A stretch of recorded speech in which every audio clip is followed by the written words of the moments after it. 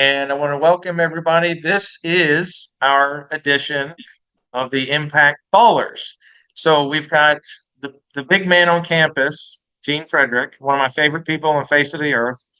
And he is here to talk to us about agent attraction today. And I've got a couple things I wanted to ask you, but I will also say I'll tell everybody else. I don't know that I've ever said this to you, but usually when I get around Gene, I get quiet. And the reason I get quiet is he's always got gold. He's always spitting gold, some way, shape, or form. Good thing you're going to be doing most of the talking, Gene. Yeah, it's fine with me. I want to hear from you guys too. I mean, I don't want to just talk. I'd love to have you guys ask me anything you want that you want to know about anything. You actually, not just recruiting, but leadership on your teams. To me, I've done so much in my career. Goal setting, anything you guys want to talk about. I'm ready. I'm all fired up. I mean, I've seen too many beaches in a week. I'm okay. I don't know about you guys. You're ready for some mental stimulus. Yeah, I am. I'm ready to talk to somebody. Come on. Please talk to me. Please help. All right, Gene, I got a question for you. You got a minute? Sure. You bet. I'd love it. Thank you. Yeah. So I'm driving, so I'm not going to try to kill myself. But No. since opening up the production incentive levels for downline, how much of an increase have we seen as a company as far as people being now able to take advantage of lower levels? So like the capping incentive and then icon incentive. In other words, are we growing deeper? Is that what you're asking?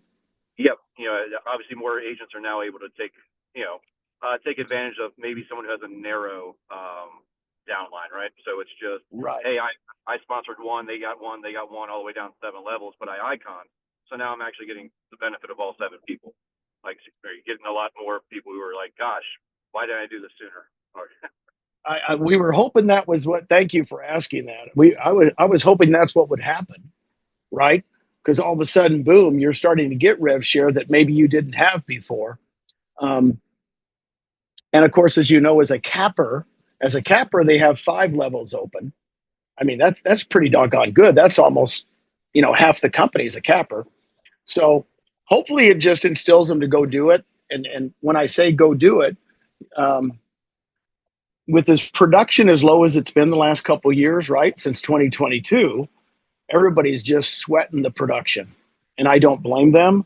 I know certain markets are really dry, but guys, rev share is where it's at. I mean, we've got a company that's going to share, $200 million a year with us. That's what it is, $200 million a year in revenue share. No other company is doing that, right? So I'm hoping that's why we're on the call today, to inspire you guys or help you figure out how to do it. That's what we're here for. Yep. Next question. Come on, hammer me. Tell me whatever.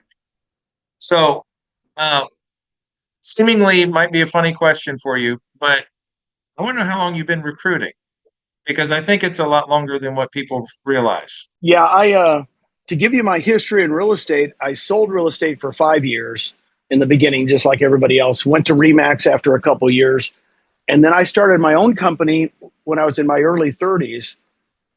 That was called Crazy, and started recruiting real estate agents. And I actually gave up my sales. Ran that for 5 years, had a couple hundred agents, 200 agents in 3 offices, which is big in the early 90s. And then I sold everything. Got smart again, went back into sales for another 5 or 6 years. And then I started buying franchises. So I thought that was my way out. The reason I'm giving you this history is I thought my way out, the only thing I knew was franchises. Remax, Keller Williams, Realty Executives were the 3 franchises I was with. And I thought that would be the way I could get residual income into my life, was to start offices. That's what I saw everybody else doing. Guess what?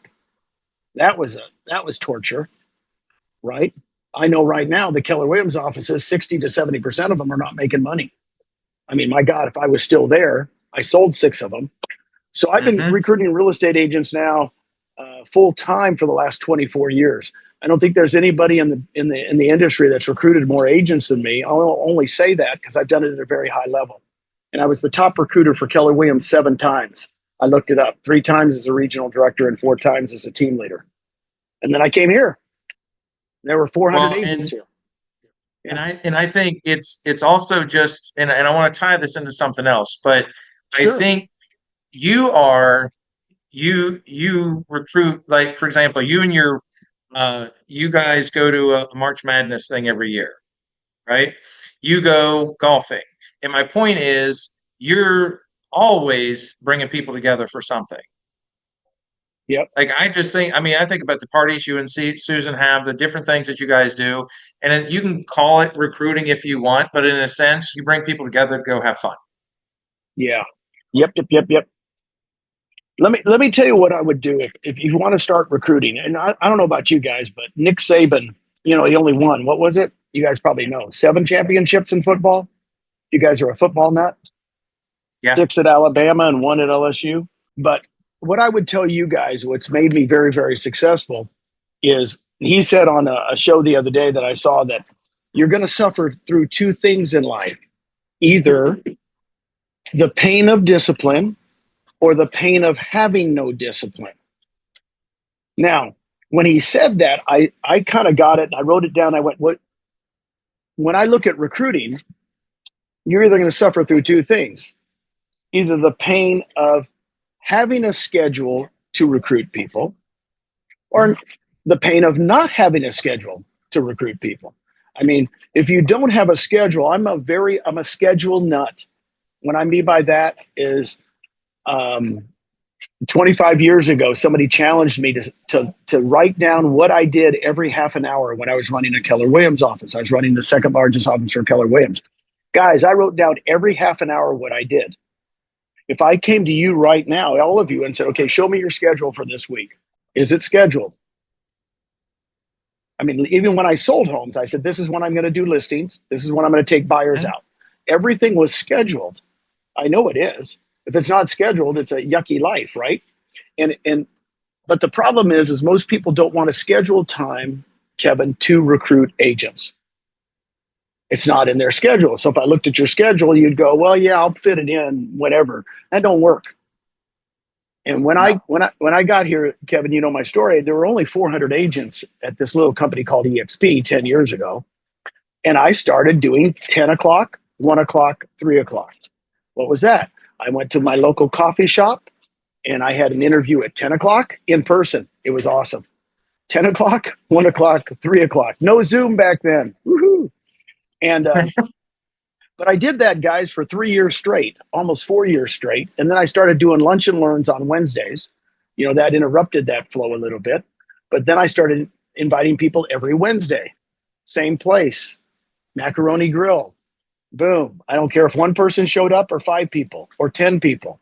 And then I'd have, once I created a rev share team, I had them invite people to that Wednesday meeting so they could hear me do the EXP explain. And it wasn't BS. It wasn't like I'm going to teach you something. It's like, hey, if you want to learn why we're growing so fast, come. There's no option. We're not going to recruit you. We're not going to hammer you. But if you want to get the real stuff, come to us. Don't come to your manager. Because your manager is going to tell you about stuff that's not real. That's the kind of thing that I was hoping you were going to get to. Is part of it is I was going to ask you basically about the coffee shop. And in some respects, even, one of the things I was going to ask you about is, do you still have your little piece of paper in your wallet? Well, my goals, and I want to share vision with you guys.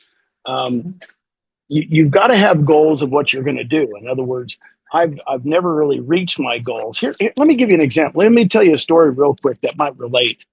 And then you guys, because to me, goal setting, vision, and setting schedule are the key to everything. Of course, always the key to everything is marrying the right woman, but there she is. There's Susan. Yeah. So I'm putting that out there right there. If I don't marry the right woman, I'm in trouble. So anyway,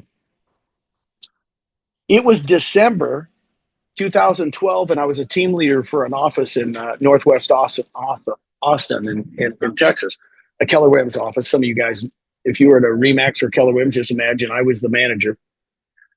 And I went to my staff And I looked it up because they ran the totals that we were 5th in the nation in recruiting. And I went to them and I said on December 1st, I said, you know what?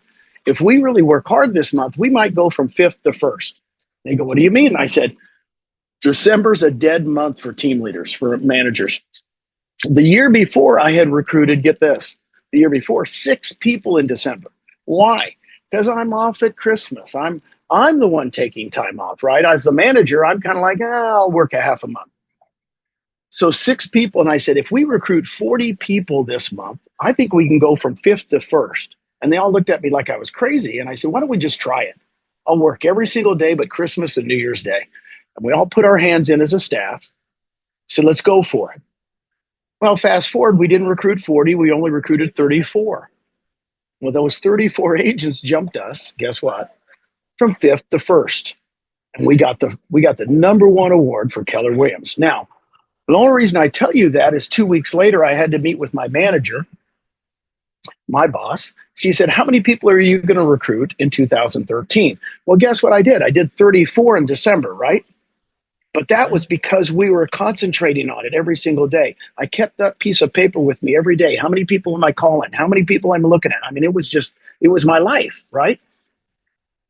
Well, the record at Keller Williams in 2012 that we set, Kevin, was 227. Write that down. 227 agents for the year. That's how many people we recruited. One office, one location. Well, guess what? I'm no dummy.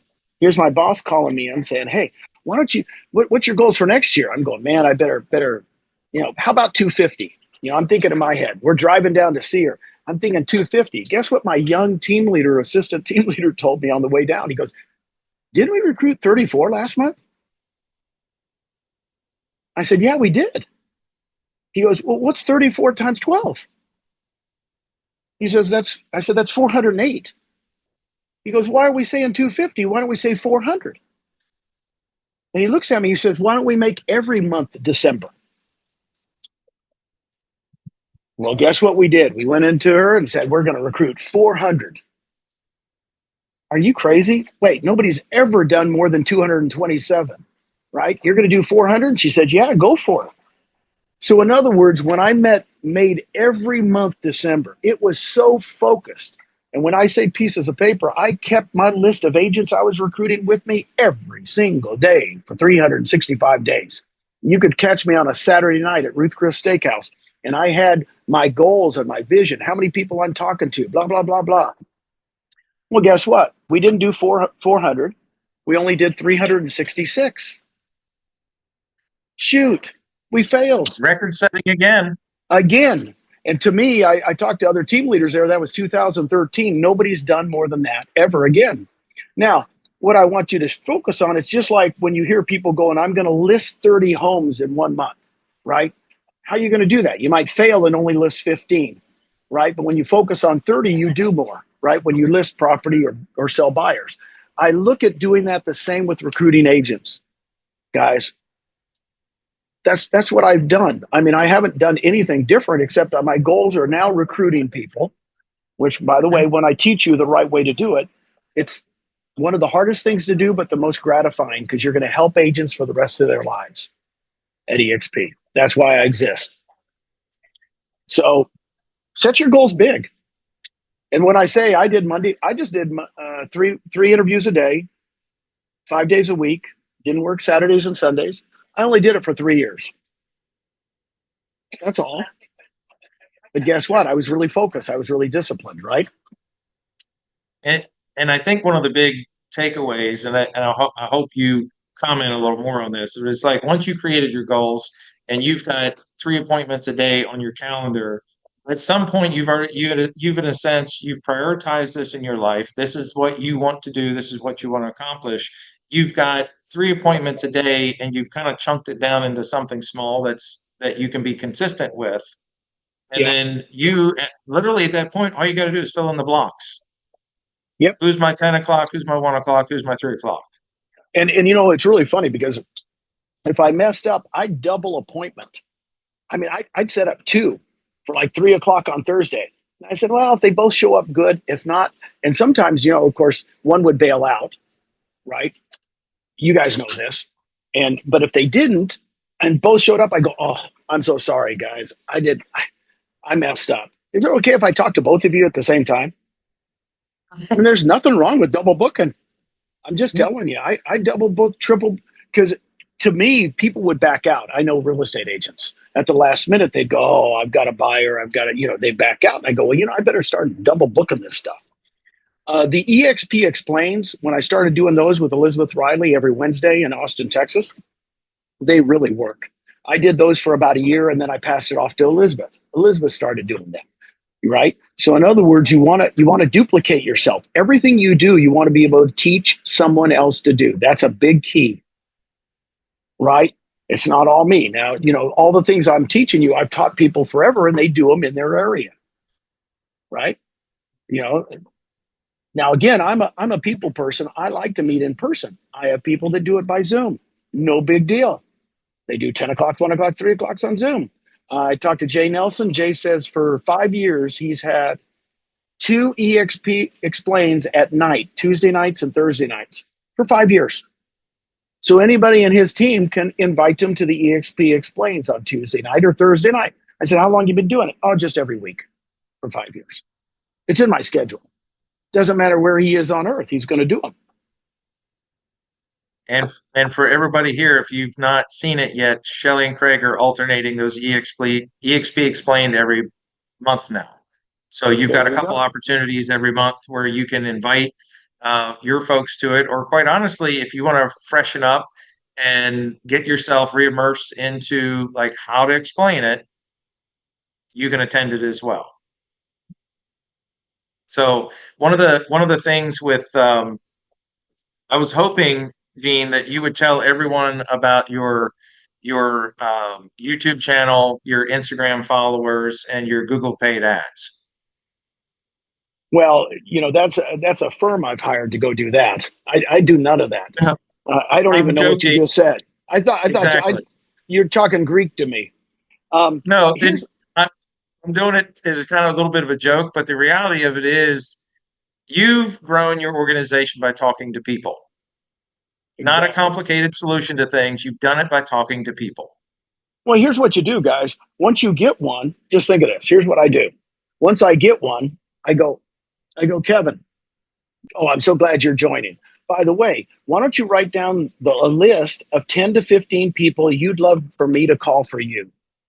I will help you recruit those folks. And really? You would? Yeah.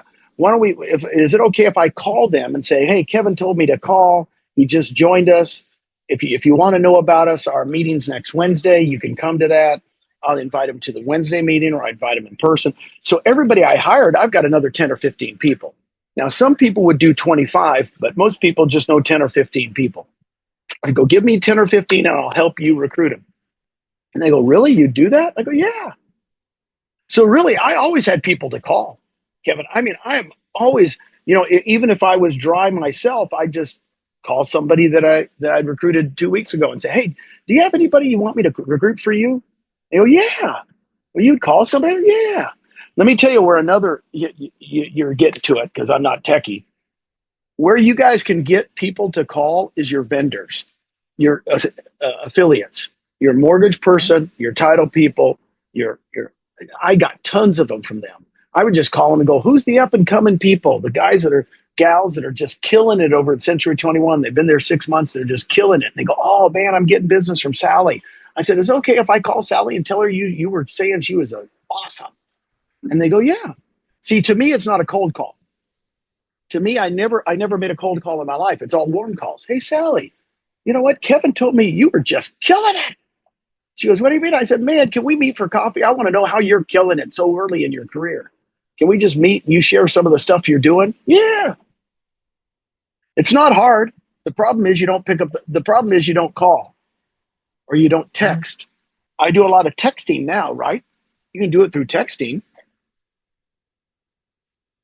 And it's funny because I think, again, if you want it bad enough, I still think we were all going, I think, to the charity auction down here not long, a year ago, I think it was. And there you were standing against a concrete wall, getting out of the wind and doing a 3-way call with somebody.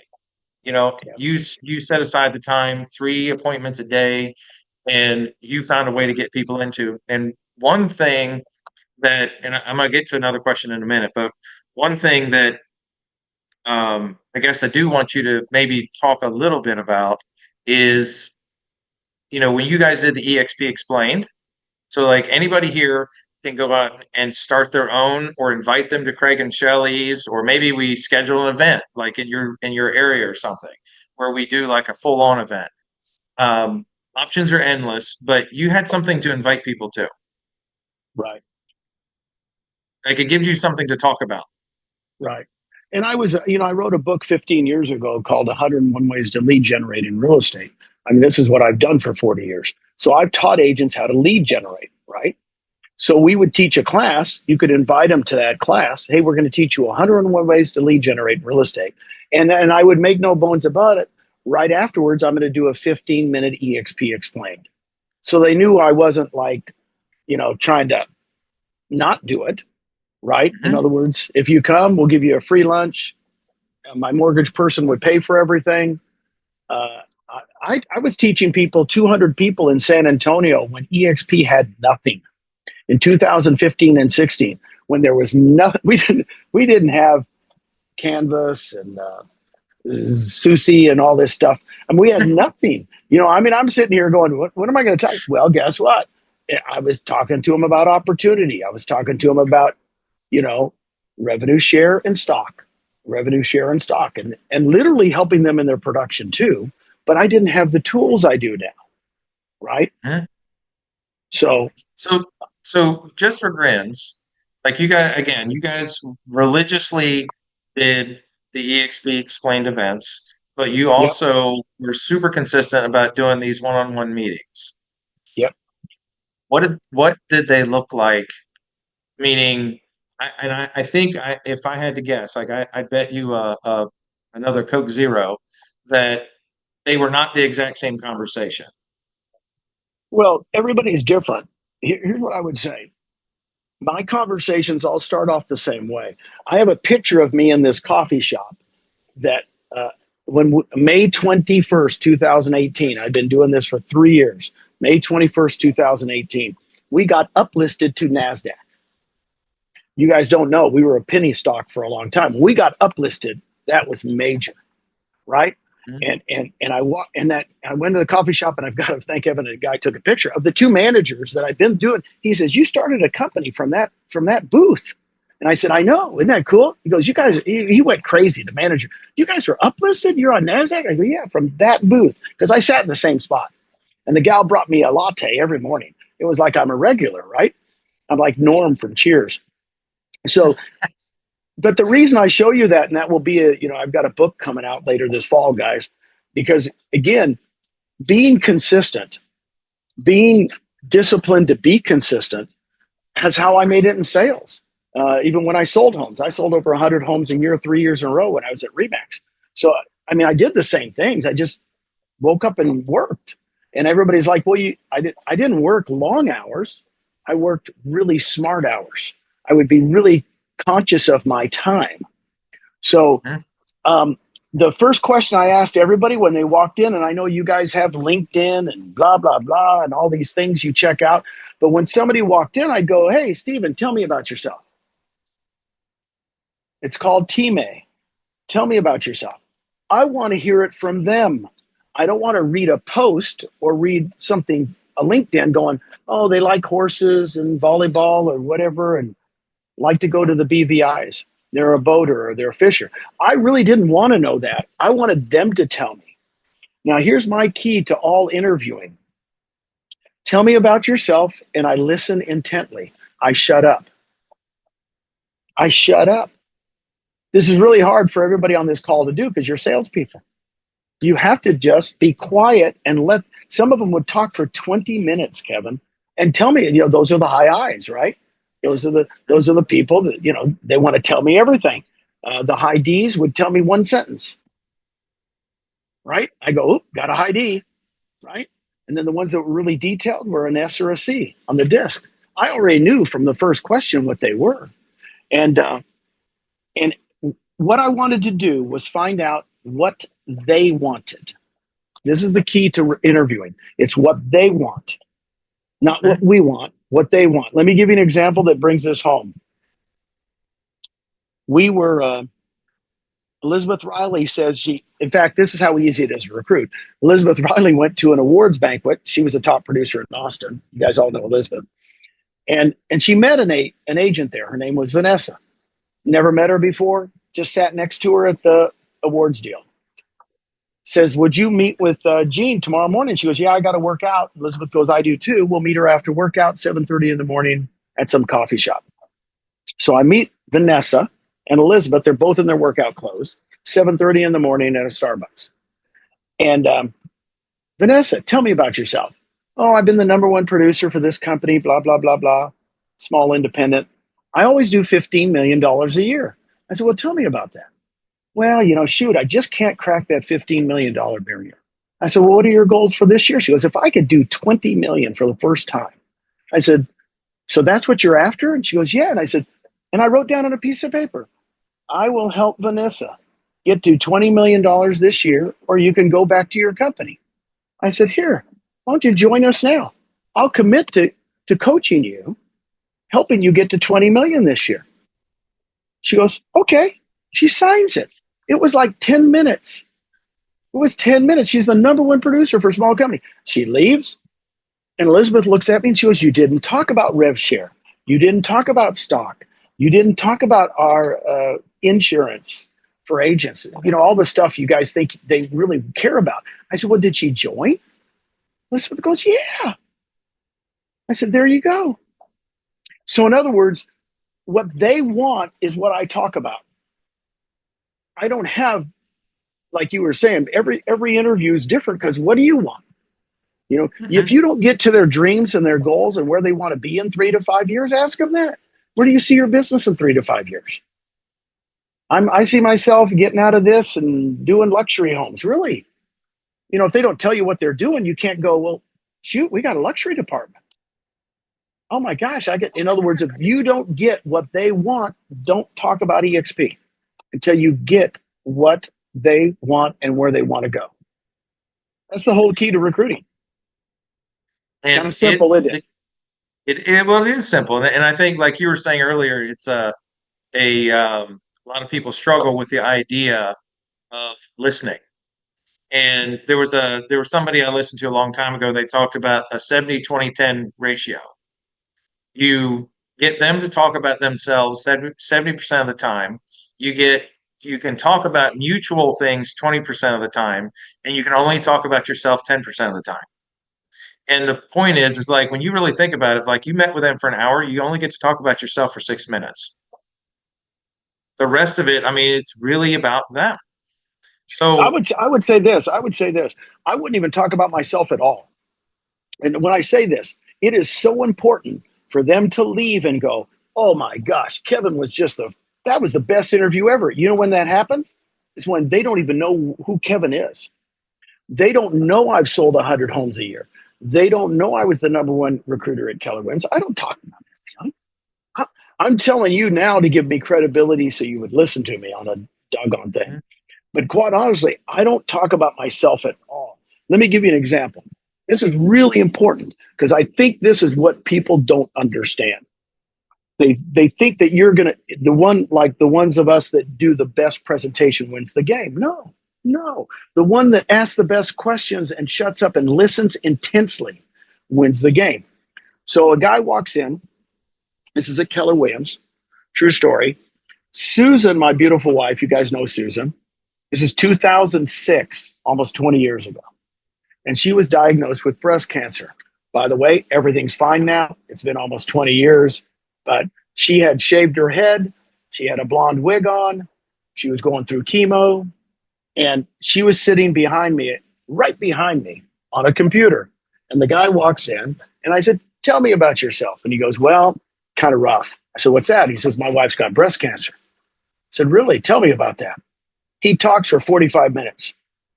He signs up. He leaves. Susan turns to me and she goes, you never mentioned me. And I said, honey, it's not about us. Are you that disciplined? that you could have somebody talk about breast cancer right across from you with your wife behind you that just is going through it and not say, wait, my wife's got breast cancer too. See, I'm telling you, if you read all the sales books, they tell you your son plays soccer, my son plays soccer. Your daughter is in the ballet. Oh, my cousin's in the ballet. They say to do some type of connection. You know, I'm here to tell you, I've been recruiting people forever. That is a bunch of bunk. It's a bunch of bunk. The whole key is when they walk out, they feel good. It's not that I have a connection with them. It's the fact that I listened. I know their kids' names. I know their dog's name. I know their parrot's name. I know everything about them when they leave. I take great notes. Tell me about your kids. Oh, what's their names? How old are they? What do they like to do? I know everything about them. Is this bringing it home to you? Because I'm just telling you, you do it wrong.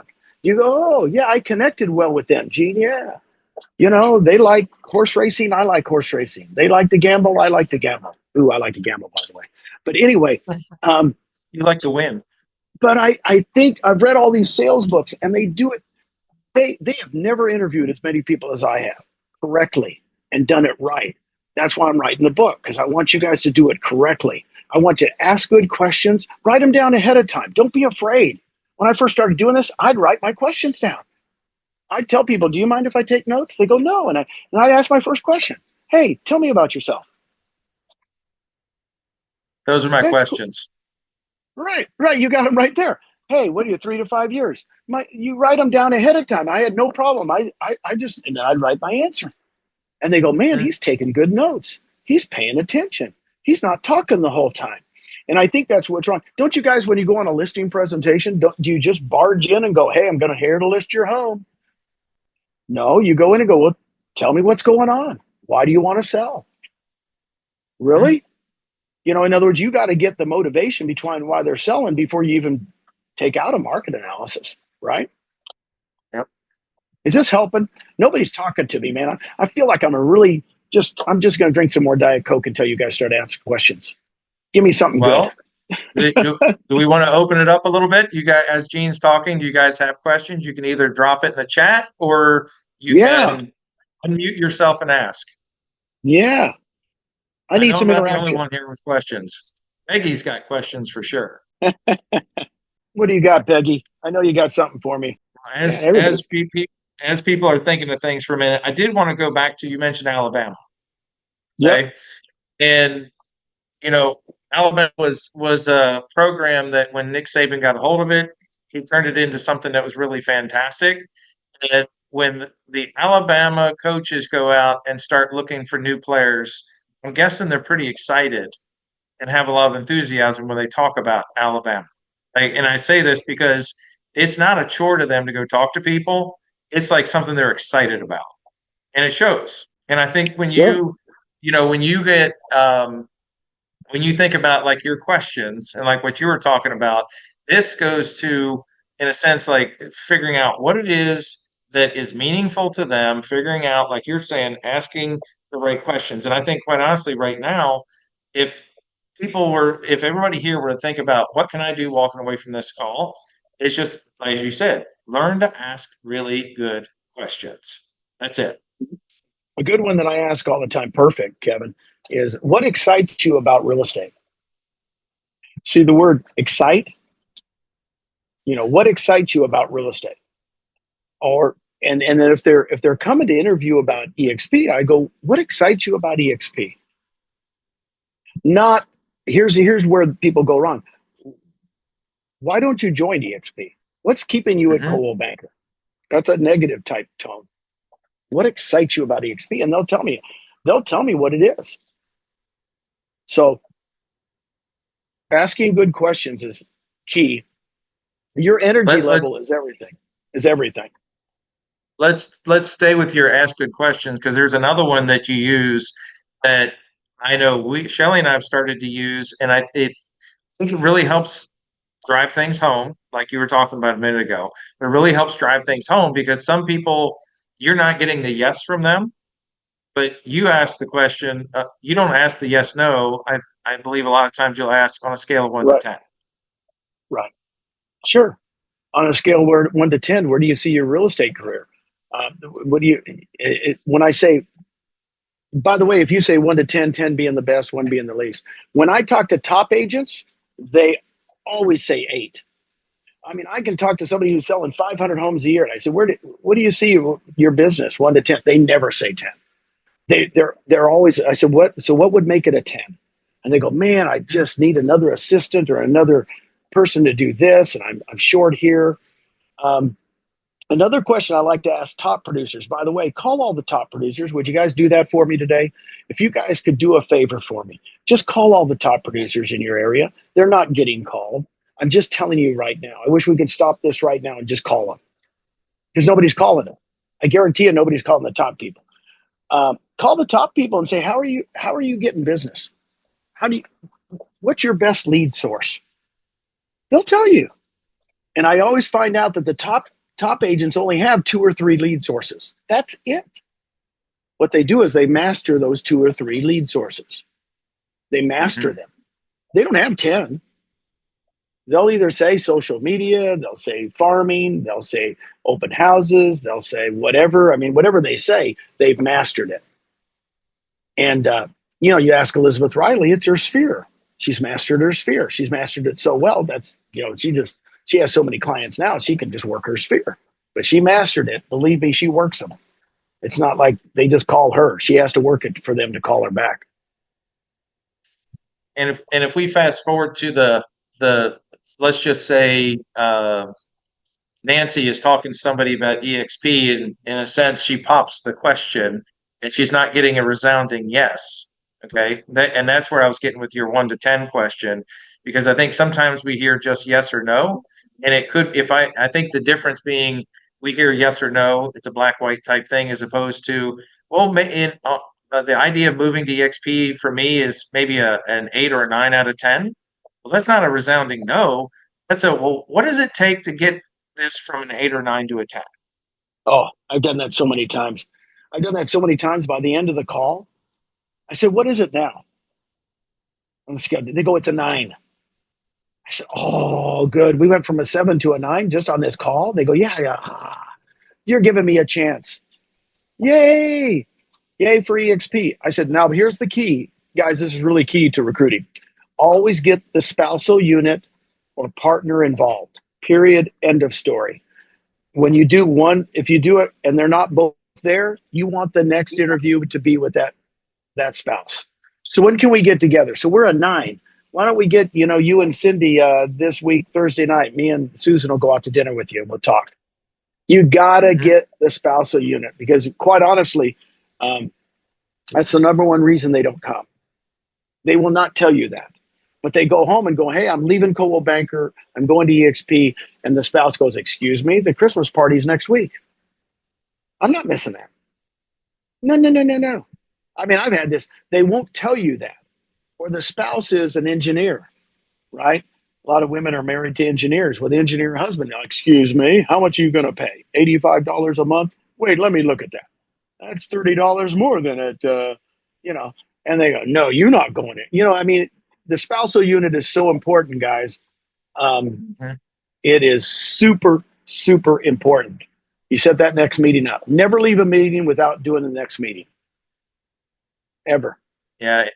It's funny, Shelley, in the brokerages that she's moved, when she was in Maryland, moved to North Carolina, and then moved brokerages there, and then finally EXP. Every time, I've been involved in it, and it's just from my perspective, right, wrong, or indifferent. She drug me along because she wanted me to listen to it too. And I know it's not, you're going to end up having the conversation multiple times, and it's better to have everybody in the same room or the same meeting or something to where everybody can answer the questions. So definitely. It's funny, and I would add one thing I wanted you to also talk about, because it's something that I also want to be a takeaway from this meeting, and that is, I want you to explain for everybody the significance of your napkin presentation. Well, if you can't explain something real simple on a napkin, I've been doing this, guys, for 35 years. You can read books on how to do presentations on napkins. The best thing is just look at my napkin presentation. You can look me up on YouTube.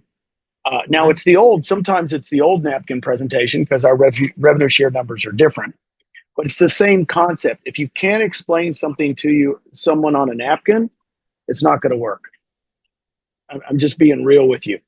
I have a lot of people that I've coached through the years. They go, Gene, I want you to hear me do the EXP.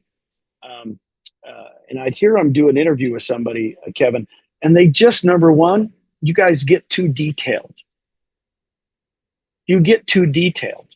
I mean, I go, because I'm a realtor too. I mean, if somebody gets too detailed with me on a speech or something, I'm going, oh boy, that was too much. Can you just tell me the Lord loves me and I'm going to heaven? Let's just get straight to the point.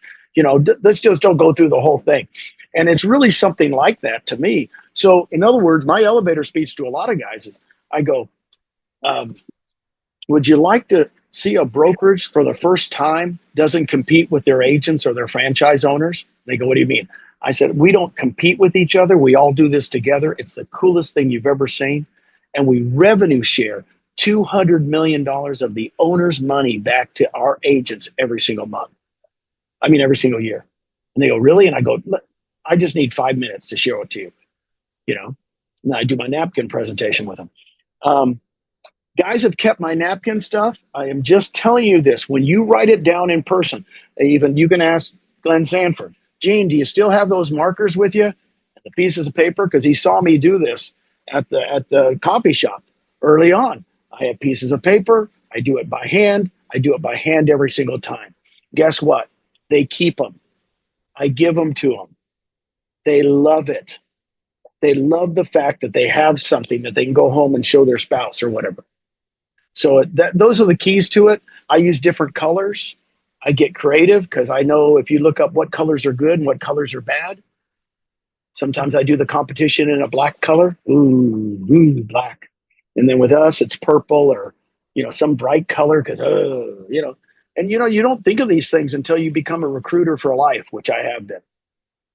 And I'm still motivated to help real estate agents because, guys, we're the only one. Hey, Kevin, I got to tell you this really quick. I just thought of this because this is a new one. Can I give you a new one? Okay, here's a new one. You got the floor. Here we go. I like this. I'm sorry. I just thought of this on my BVI trip. I was at RE/MAX in the 90s. I mean, in the 80s. And here's how I'm going to tell it. And you guys need to tell it the same way for your perspective. I was at RE/MAX in the 80s. And even though I sold 100 homes a year and I was top 20 in the state for RE/MAX, my buddies go, Gene, you're a nice guy. You do business the right way. I can tell you're really honest. But you know what? If we have a listing and we're both going on that listing, I'm your competitor. I said, really? Aren't we both working at RE/MAX? He goes, no. Still your competitor, dude. That's how I felt at RE/MAX. All my buddies were competitors with me. Then I go to Keller Williams, right? Start selling homes at Keller Williams. I start owning franchises. Guess what I found out by opening up 6 franchises? My biggest competitors were who? The other franchises. The franchise next to me, and they would tell me this, Gene, you're a good guy. You do business the right way. You're growing the office right. But let me tell you what I say against you when I'm trying to recruit that agent from Coldwell Banker. I said, really? You say that? Yeah. I found out we were competitors. Then I come to EXP 10 years ago. Glenn Sanford says, Gene, first thing he says to me, I said, how are we going to grow EXP? And he goes, there's no franchises. I go, oh, there's no franchises? You got to be kidding me. How are we going to grow it? He says, we're going to grow it together. We're going to give stock to everybody. We're going to give revenue share to everybody, and we're going to grow it together. And he said the word collaboration, which I had never seen at RE/MAX or Keller Williams. And we are collaborating like nobody's business. That's why I'm on this call today, because I'm collaborating to help you guys do what? Grow your business. We're not competitors anymore. Boom shakalaka, new brokerage model. And that's always how I looked at your napkin presentation. And I don't know if I think you've said it this way, but it more or less takes the old model and flips it on its head. Exactly. Yeah. And that's what I say in that, is that the agent's on top instead of the broker, right? But I'm kind of related. I'm just telling you guys, I'm being real with you. At Keller Williams, I was number one recruiter 7 times. And you know who gave me dirty looks when I got off stage getting number one? The other team leaders and other owners. It was like, wait, I thought we were doing this together. Oh, no, no, no, you're number one. Isn't that weird? Isn't that weird? They would look at me like, oh, I'm not kidding you. And I went, wait, I thought they would celebrate with me. They weren't celebrating because they were my competitors. Guess what? At EXP, Brent Gove celebrates my success. You guys celebrate my success. I don't have any friends here that go, oh, Gene, why are you in the BVIs? Why are you No, I want to be there with you. So, yay. It's like, let's do this together. I'm telling you, Kevin, that's what I realized why I'm so happy here. Mhm. Yeah, I think that's the one thing. We'll kind of rewind a little bit back to ask questions, because when you're asking questions, I don't believe most people are going to start asking about fees like right out of the gate. If you say, "Tell me about your business," they're not necessarily going to start complaining about fees or talking about those kinds of things. It might be they have stagnant growth. It may be they want, like you said, they want to transition into luxury. It may be that they feel like a realtor on an island, like that kind of thing. And I think if you listen long enough, you can find things. And to me, like you, it always comes down to people. Like, I love everybody on this call. I love the fact that, I can pick up the phone and call Peggy, or I could call, a lot of people on this call and ask a question of them, and they'll be freely, sharing ideas or concepts, or just bounce ideas. And we'll be doing the same thing in what, 2.5 weeks or whatever it is in Cabo. We'll all be doing the same thing again down there. Can't wait for Cabo. That's going to be so much fun. But and you guys know, Brent and I talk about it all the time, and you got to invite him to the events. Events are, I just go from one event to another event to another event. I just invite people to events. I did the same thing at Keller Williams. I'm doing the same thing here. By the way, you know why Brent Gove's here? Because we invited him to the event in 2016, just a week ahead of time, right? Why Rob Flick's here, Scott Lewis, Tracy Gagnon. We invited them to the event early on. By the way, when we didn't have a cool, you should have seen the events back then. It wasn't like impressive. It was the fact they got to meet people. They got to see people. They got to see it in action. And that's another cool part, is like over time things have been improved and perfected and so on. And I know, like, even when Shelly and I went to the first Cabo event, or Mexico event, if you want to call it, I think it's Puerto Vallarta or what, or Yep. Puerto, whatever it was. Puerto Vallarta. I think there might have been 200 or 300 people in the room, maybe. Yep. And it was just a hotel conference room. And now you go and it's more like a rock concert kind of thing, which is great. Do your own in your own area. They don't have to be big. Do your own in your own area. Do your own events. Have fun with it. You guys And know. speaking of technology, you used I think you and Brett both used legal tablets, right? Just a flip pad to keep all your list of people on. There you go. That's all I do. Susan and I have gone back to writing because we just think it's easier. It keeps it in my head more. Mm-hmm. I've always used notepads. Yeah. I saw Nancy raised her hand. Yes. So I have a question about events. In your opinion, what is the one thing at the event that you think makes it successful? Is it the speaker? Is it the food? Is it the location?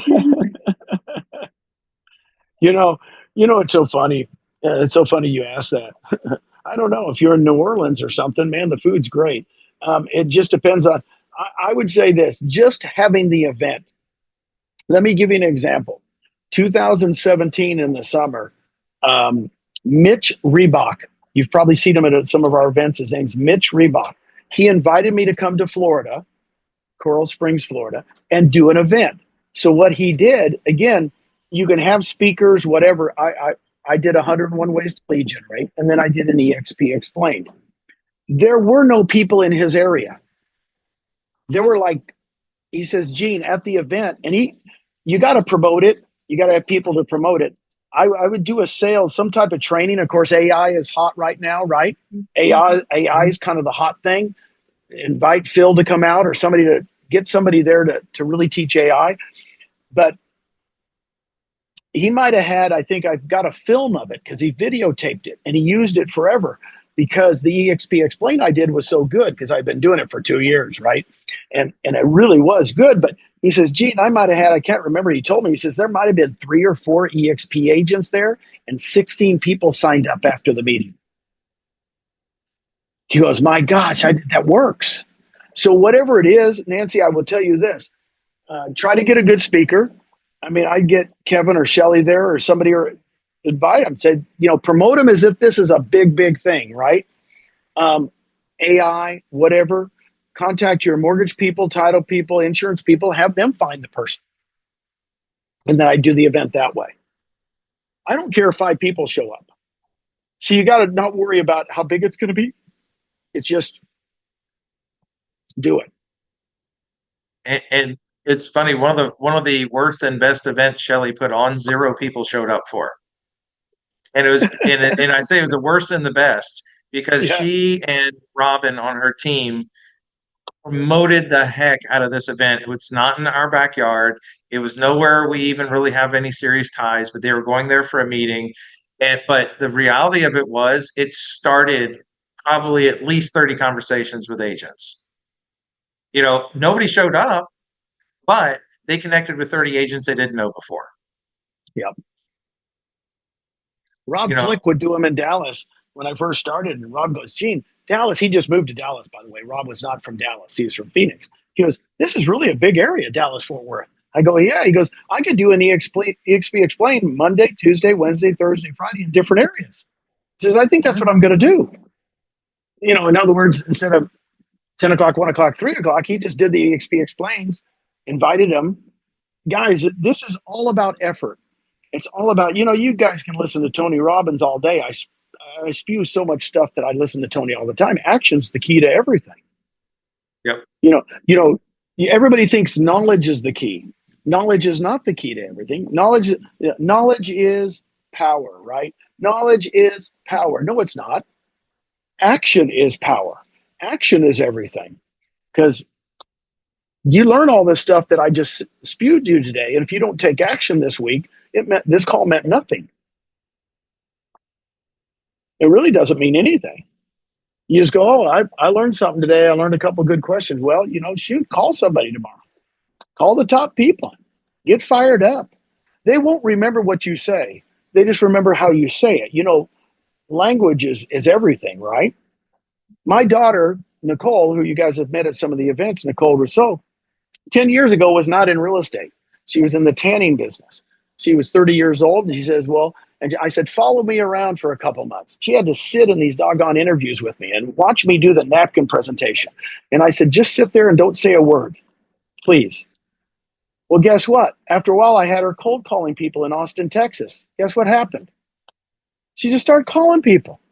She got Allison Gaddy, who just happened to be dating Don Hobbs, and boom, boom, boom, boom. You don't know who you're going to be calling. Allison Gaddy said, I can't believe I answered a cold call. She just answered her cell phone, right? Mm-hmm. But your enthusiasm of when you call, the excitement. I like calling. I like texting. I like calling. I like texting. I don't even mind leaving a voicemail nowadays. You guys are going, nobody leaves voicemail anymore. Well, if I leave one, I'm going to go, Kevin, it was great. My gosh, I'm sorry I missed you. But I got a real estate situation I'd love to talk to you about. Could you give me a call back? Guess what they do? What's that real estate situation? I said, oh my gosh, I'm bringing a new concept to town. It's called EXP Realty. I don't know if you've heard about it. That's what I do. They're not cold calls because realtors are all our buddies. They're all our friends. I consider them all my friends. I love every single real estate company and every single brokerage. I really do. Because we're all co-oping together. So Nancy, did we answer your question? God, I went off on a tangent your again. question. Nancy, Yes. I'm sorry, Nancy. I got off on tangents, Nancy. No, You're so you nice. did. You did. Thank you very much. You did answer my question. Who would you reach? So I'm assuming Shelly. I would reach out to Shelly or Robin to help me set up an event. Yep. Absolutely. Okay. Just do it. Will do. Love it. And then thank you. I know Skip had a question about the upcoming program, and Skip will end up doing probably a complete different meeting and update on that. Um, I'd say we'll get more out of that if we do it in a future meeting. And I see we had I was going to do that later, but if those of you who've not seen the napkin presentation, it was posted in the chat for this Zoom. I would highly recommend you listen to it if you've not seen it. And I think, kind of as Gene said, if you've not drawn it out, you don't know it as well. But if you can draw it out, you know it. And then it'll probably just like come out when you have those conversations with other agents, AKA your friends, right, Gene? Yep. And you can do it like my daughter after a while. Once you see it, you can leave blanks. You can have it really nice and leave blanks. So you just fill in the blanks, and it's real easy. It's not hard. But We can get I gotta printed napkins and then we just fill in the blanks. I got to show you this one ship over here, though. When you're in the BVIs, they don't believe I'm here. Kevin, I know they don't believe me. They don't believe me. But there's a huge, huge cruise ship behind us over here. I got to show you this. Can you see that one? Is it a cruise ship or somebody's ship? Yeah, a cruise ship with 5 masks on it. God, look at this. Look at where I am. Sorry about that, guys. I'm really sorry. I didn't mean to do that. I really didn't. But it is where I am.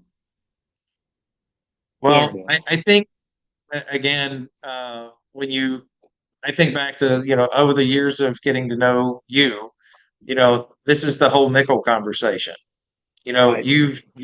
That was part of your goals. That was part of what you were working towards. And this is a result of it. And I think, for any of you on this call and you're looking for your why, you're seeing somebody who's realized their why. It's just a matter of the effort that you put in to get your own why. Yep. And I'm a kid from Arizona. I'm a kid from Phoenix, Arizona. I didn't know what water is, and here I am.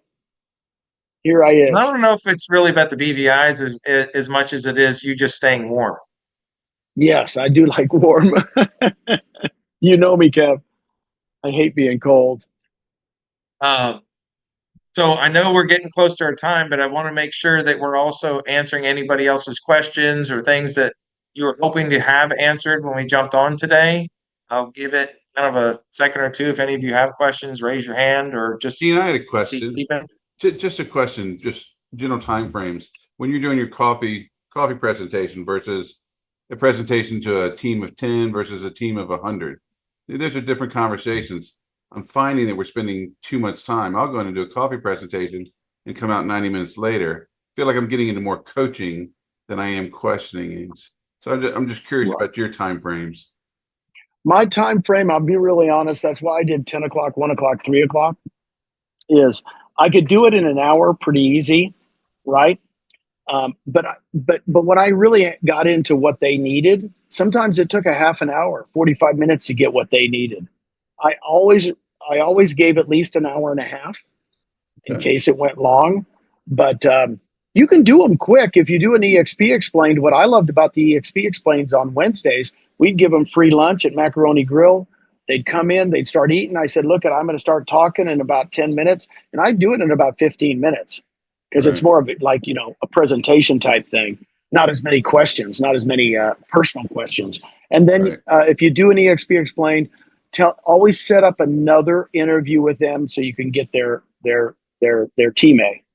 You always want to get their why they're, because if you don't get it, everybody's different. That's what's hard about doing a group presentation in front of 100 people. If you say, well, give me some questions, some person can throw you off. Right. They really can. But Thank you. it's all a matter of who takes the most action.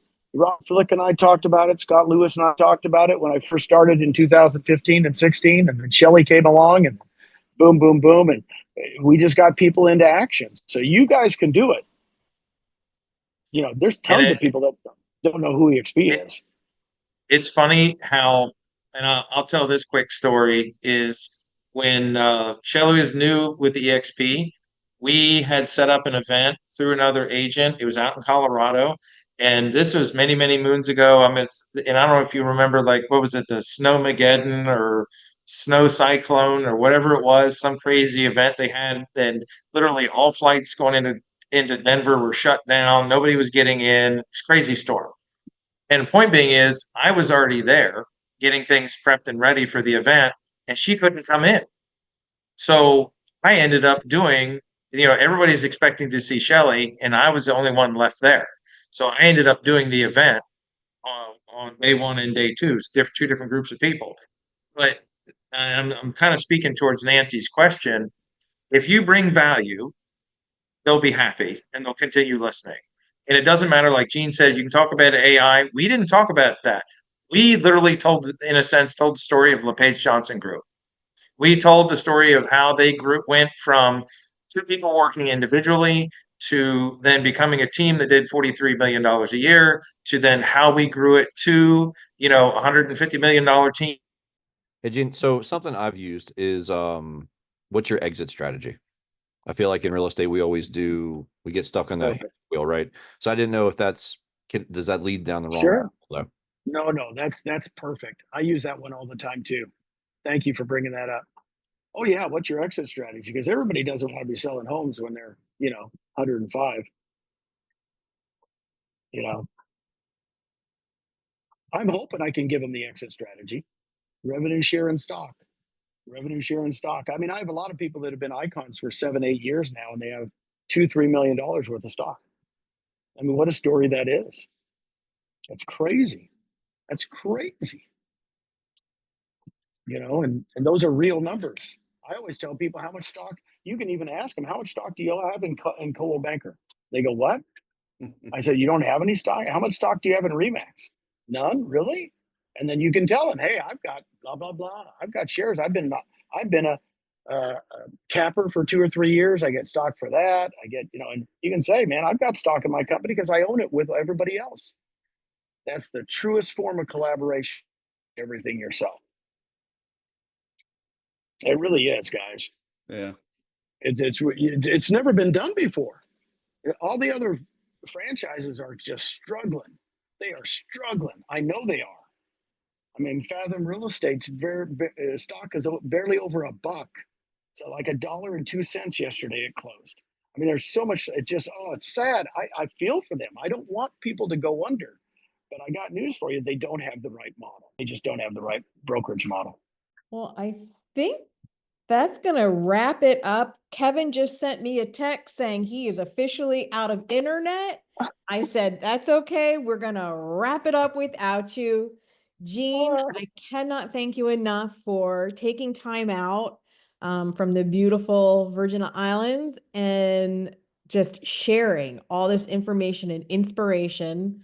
We're going to set this out. Everyone who missed it, or if you want to watch it again, we'll post it on our social media pages. And again, thank you very much, Gene. Thank you. Thank you, Nancy. Thank you, Laura. Thank you, Yeah, guys. good to see you. You guys are awesome, Stephen. See you guys. Be good.